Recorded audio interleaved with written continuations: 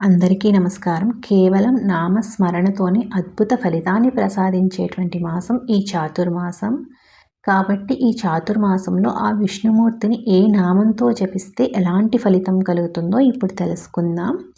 శ్రీరామ అని జపిస్తే మీరు ఏదైనా కార్యం తలపెడితే అందులో జయం అనేది లభిస్తుంది. అలాగే కేశవ అని స్మరిస్తే మీకేమైనా కంటికి సంబంధించిన వ్యాధులు ఉంటే అవన్నీ దూరం అవుతాయి. అలాగే దామోదర అని జపిస్తే బంధముల నుండి విముక్తి లభిస్తుంది. నారాయణ అని స్మరిస్తే కనుక మీకున్నటువంటి సమస్త గ్రహ దోషాలు తొలగిపోతాయి. అలాగే మాధవ అని స్మరిస్తే కనుక అనుకున్న పనులన్నీ నెరవేరుతాయి.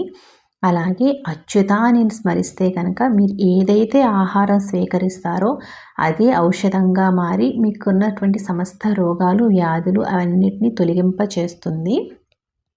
అదేవిధంగా నరసింహ అని స్మరిస్తే కనుక మీకు ఉన్నటువంటి శత్రువులపై మీరు విజయం సాధిస్తారు. అలాగే మీకు ఏవైనా దోషాలు భయాలు కలుగుతూ ఉంటే కనుక అవన్నీ సమసిపోతాయి. అలాగే గోవింద అని స్మరిస్తే కనుక సకల పాపాల నుండి విముక్తి కలుగుతుంది. అలాగే శ్రీ లక్ష్మీనారాయణ నిత్యం స్మరిస్తూ ఉంటే కనుక ఆ లక్ష్మీనారాయణ అనుగ్రహంతో సిరి సంపదలతో మీ ఇల్లు అనేది ఎప్పుడూ కళకళలాడుతూ ఉంటుంది. కాబట్టి వీలైతే 21 సార్లు, 54 సార్లు, కుదిరితే 108 సార్లు మీకు ఎంత వీలైతే అంత ఎక్కువ ఈ నామాల్ని జపించడానికి ప్రయత్నించండి. ఈ నామ జపం వల్ల వారి సంపూర్ణ అనుగ్రహం మీకు లభిస్తుంది. అలాగే కనుక కృష్ణ కృష్ణ అని జపిస్తే కనుక అన్ని కష్టాలను తొలగిపోతాయి. సర్వేశ్వర అని జపిస్తే కనుక మీకు ఏదైనా పని తలపెడితే కనుక అందులో త్వరగా విజయం అనేది లభిస్తుంది. అలాగే జగన్నాథ అని స్మరిస్తే కనుక సర్వ భయాలు తీరి ప్రశాంతంగా ఉంటారు.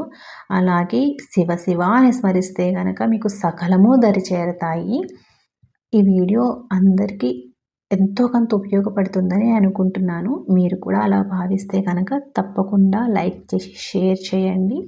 అలాగే ఇలాంటి మరికొన్ని ఆధ్యాత్మిక సంబంధిత వీడియోస్ కోసం తప్పకుండా ఈ ఛానల్ సబ్స్క్రైబ్ చేసుకోండి.